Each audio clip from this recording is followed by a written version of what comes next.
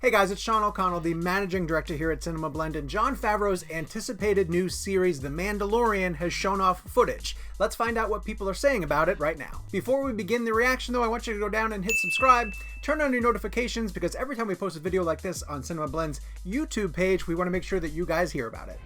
Bounty hunting is a complicated profession.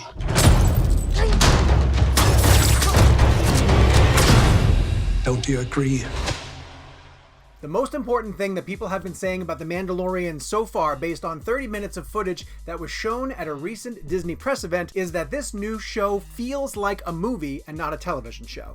That's kind of important because it's one of the first series that we're going to see from the new Disney Plus streaming service, which of course is going to show a wide range of both original films, original television shows, and all new types of experimental programming. Jon Favreau, who is the creative point person behind the new Mandalorian series, of course comes from the world of film, so we would almost expect his contributions to the Star Wars universe to feel like cinematic experiences. However, this is a serialized television program, so we weren't quite sure going into this press event what we were going to see. The word that was used over and over again by different people who were reacting to the Mandalorian footage on social media was expensive, as if Disney and Lucasfilm spared no expense in bringing to life these new corners of the Star Wars universe, bringing spaceships, creatures, and all different types of visual effects to these episodes to make them feel much more like a film than an average television show. The second point that we were seeing in most of the reactions to The Mandalorian is that it feels like a natural continuation from the beloved original trilogy of films. Now that means Star Wars, The Empire Strikes Back, and Return of the Jedi.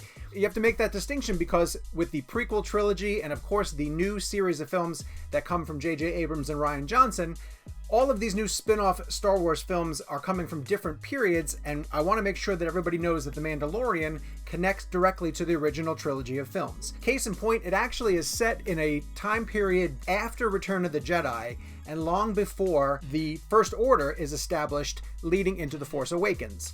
We are covering all new characters and new corners of this universe, but they will definitely line up with the type of mood and aesthetic that we're used to from Empire Strikes Back and Return of the Jedi specifically, and a lot of the reactions were saying how nice it was to be back in that time period, because even when we saw things like Rogue One, which is right before New Hope, and when we got into Solo, which is a bit of a prequel, they sort of filtered around the original trilogy, but The Mandalorian, from everything that we're seeing, plugs directly into that vibe created by George Lucas originally in 1977. Finally, one point that everybody made about The Mandalorian was the fact that they loved the quote-unquote ice-cold and instantly fascinating lead character.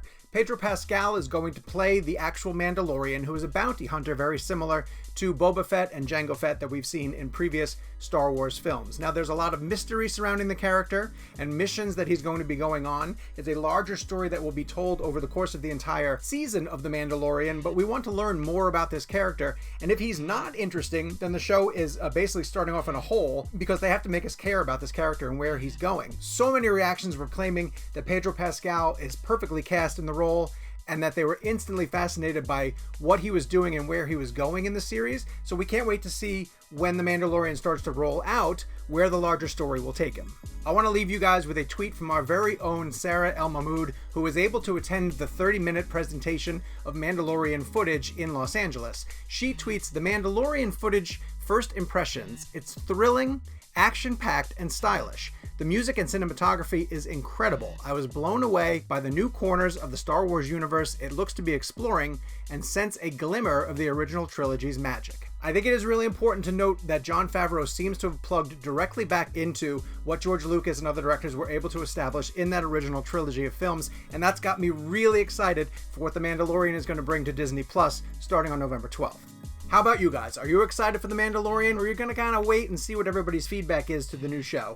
Or actually, could you even be Star Wars'd out between Episode 9 and Solo and all the other spin-offs that are coming? I want to hear your feedback, so go down to the comment section. Tell me where you stand in terms of both The Mandalorian and Star Wars content in general. And while you're down there, of course, hit subscribe and turn on your notifications, because we're posting all sorts of videos like this here on CinemaBlend's YouTube page, and we want to make sure that you guys see every single one of them.